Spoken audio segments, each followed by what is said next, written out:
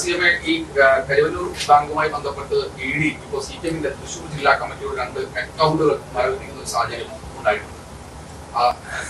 അത് ED-യുടെ ധാരണ ഞങ്ങളെ പ്രവർത്തനം എന്ന് പറയുന്നത് ഞങ്ങളുടെ പാർട്ടിയുടെ ബാങ്ക് അക്കൗണ്ടിന്റെ ഭാഗമായിട്ട് നടക്കുന്ന പ്രവർത്തനമാണെന്നാണ്. ബാങ്ക് അക്കൗണ്ടിന്റെ ഭാഗമായിട്ട് പ്രവർത്തനങ്ങൾ നടത്തുന്നുണ്ട്. അതിന്റെ ആവശ്യത്തിനാണല്ലോ ബാങ്കിൽ അക്കൗണ്ട് വെക്കുന്നത്.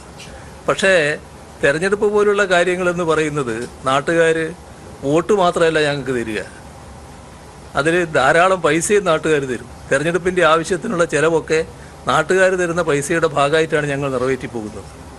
അങ്ങനെ നടത്തുന്നൊരു പാർട്ടിയെ, അവിടുത്തെ പ്രവർത്തനത്തെ നിർവീര്യമാക്കാം ഇതുകൊണ്ട് എന്ന് BJP കരുതിയിട്ടുണ്ടെങ്കിൽ അത് കടുത്ത അബദ്ധമായിപ്പോയി.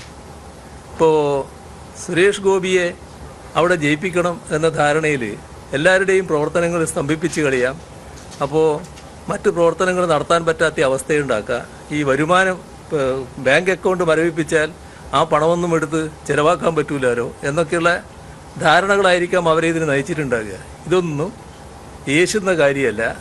നമ്മൾ കാണേണ്ടത് അവിടെ സുരേഷ് ഗോപി എന്ന് പറയുന്നയാൾ 3-ാം സ്ഥാനത്തായിരിക്കും. ഇവിടെ നല്ല രീതിയിൽ അവിടെ മത്സരിക്കുന്ന സുനിൽകുമാർ നല്ല തോതിൽ തന്നെ അവിടെ വിജയിച്ചു വരും. ഇതാണ് തൃശ്ശൂരിൻ്റെ ഇപ്പോഴത്തെ നില.